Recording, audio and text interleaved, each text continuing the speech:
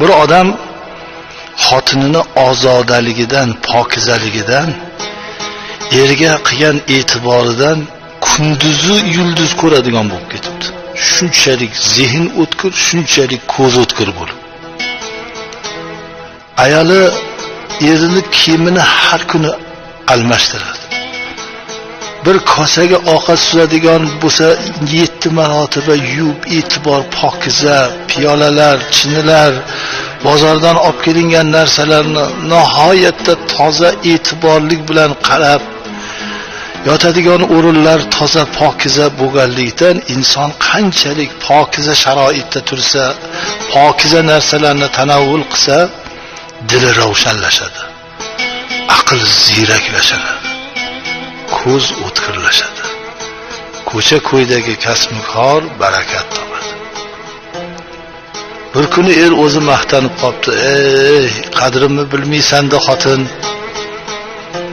Odamlar kecha zo'rg'a ko'radigan yulduzlarni kunduzi ko'rib turibman-a. Sen har qancha shundoq ering borligidan faxrlansang bo'ladi. Deganda xotinlar aytdiki, bu bilan xizmatim. Sizga qilayotgan e'tiborim, hurmatim.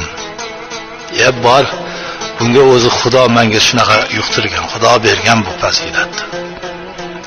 Bo'pti dedi, ayol e'tiborini susaytirdi. Ovqat suzganda kasani yo yuvsa, yo yuvdi, bo'lmasamda ortiq ovqat suzib berurdi. Piyolalarga uncha e'tibor bermadi. Kiyimlar haftada bir almashtiriladigan bo'ldi. O'rinlar ham bee'tibor bo'ldi.